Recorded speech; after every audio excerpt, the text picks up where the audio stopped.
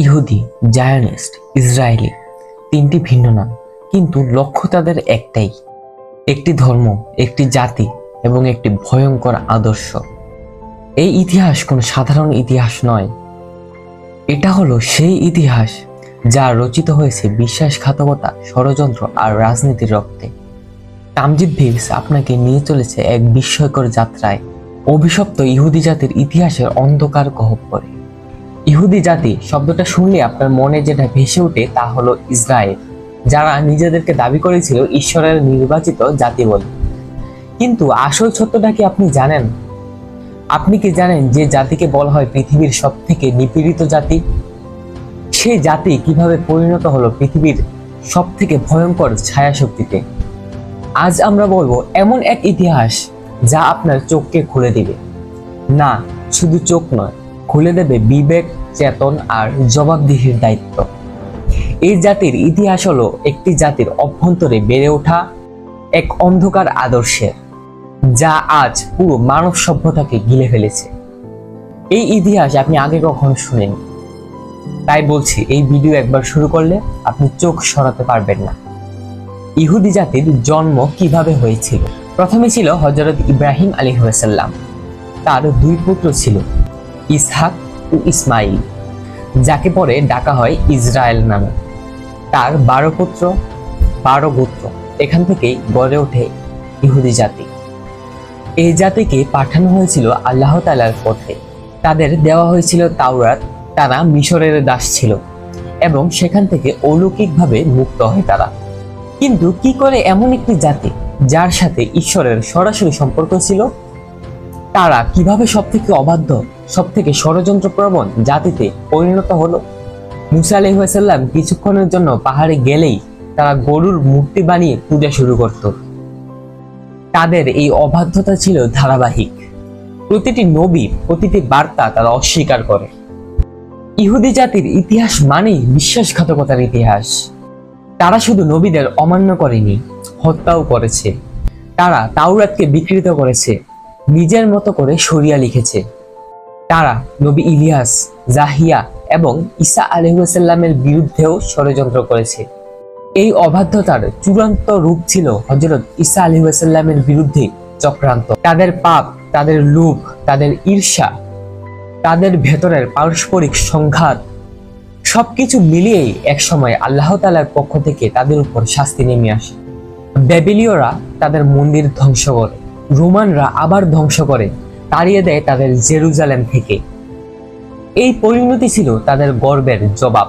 কিন্তু মহান আল্লাহ তাআলা ভুলে গেলেন না তাদেরকে। কিন্তু ঠিকই তারা মহান আল্লাহকে ভুলে গেল। রোমানরা যখন তাদেরকে জেরুজালেম থেকে বের করে দেয়, তখন তারা পুরো ইউরোপে ছড়িয়ে পড়ে।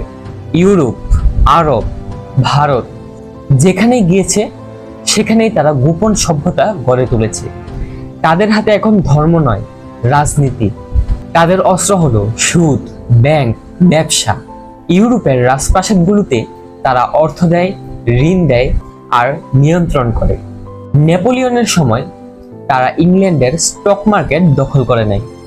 তারা জানে যে জাতি অর্থ নিয়ন্ত্রণ করে সে জাতি যুদ্ধ ছাড়াই শাসন করে।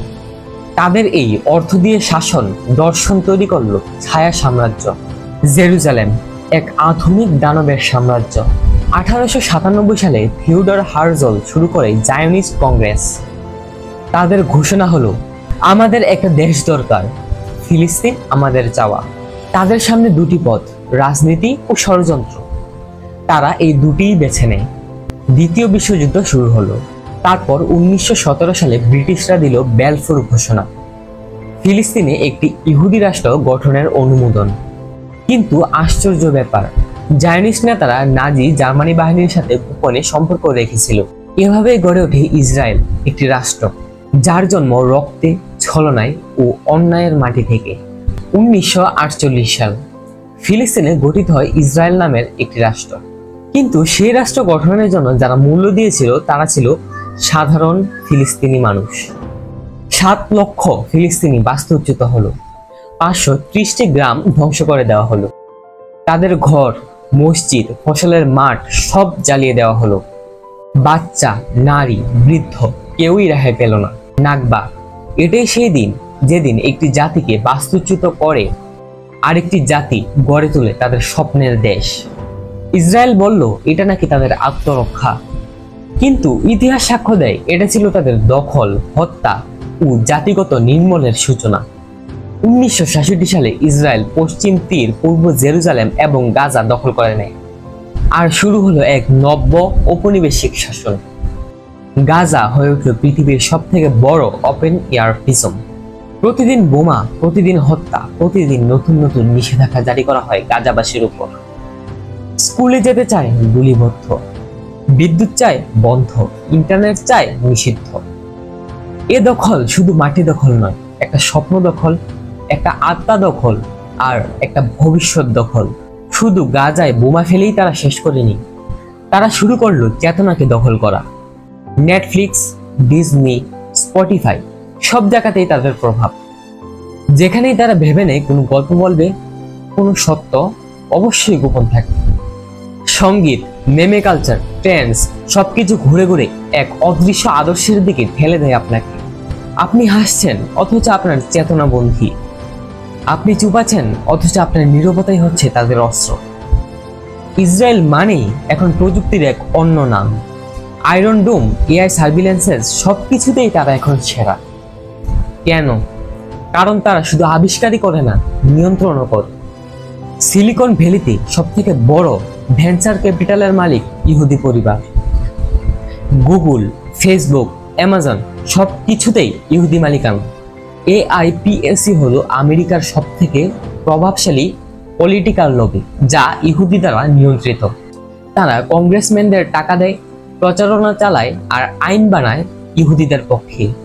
আমরা ভাবি দেশগুলো স্বাধীন, আসলে অনেক দেশ এখন তাদের ব্যাংক অ্যাকাউন্টের গৃহপালিত রাষ্ট্র মাত্র। আমরা কি শুধুই দর্শক? আজ যখন ফিলিস্তিনে একটা বাচ্চা বিস্ফোরণে ছিন্ন ভিন্ন হয়, তখন আপনি হয়তো সোশ্যাল মিডিয়া নিয়ে অনেক ব্যস্ত। যখন গাজার উপর ফসফরাস বোমা পড়ে, তখন আপনি হয়তো ফেসবুক রিলস দেখতে ব্যস্ত। কিন্তু প্রশ্ন হচ্ছে, এটা কাদের লড়াই? শুধু ফিলিস্তিনিদের? না, এটা আমাদের চেতনার লড়াই। এটা সত্য বানাম মিথ্যার যুদ্ধ। তাদের কাছে অস্ত্র আছে, আমাদের কাছে আছে সত্য। তাদের কাছে মিডিয়া আছে, আমাদের কাছে আছে নৈতিকতা। তাদের কাছে বোমা আছে, আমাদের আছে বিবেক। তবে সেই বিবেক জাগবে কবে? ইতিহাস কখনো কাউকে ক্ষমা করে না। ইহুদি জাতির ইতিহাস মানেই আল্লাহকে অমান্য, নবী হত্যা এবং সত্য বিকৃতি। ইতিহাস বলে অত্যাচারী কখনো টিকে থাকতে পারে নাই। ফেরাউন কি টিকে ছিল নাকি নমরুদ টিকে ছিল? তাদেরও পতন হয়েছিল, কারণ অন্যায়ের সাম্রাজ্য চিরস্থায়ী হয় না। তাই এখনই সময় আপনার জানার, বলার এবং ছড়িয়ে দেওয়ার। তামজিদ ভিপস ইউটিউব চ্যানেল আপনাকে এই ইতিহাস দিয়েছে, এখন আপনার দায়িত্ব এই ইতিহাস ছড়িয়ে দেওয়ার। কমেন্ট করুন, আপনার মতামত দিন এবং এই ভিডিওকে পৌঁছে দিন তাদের কাছে যারা এখনো অন্ধকারে আছে। ধন্যবাদ।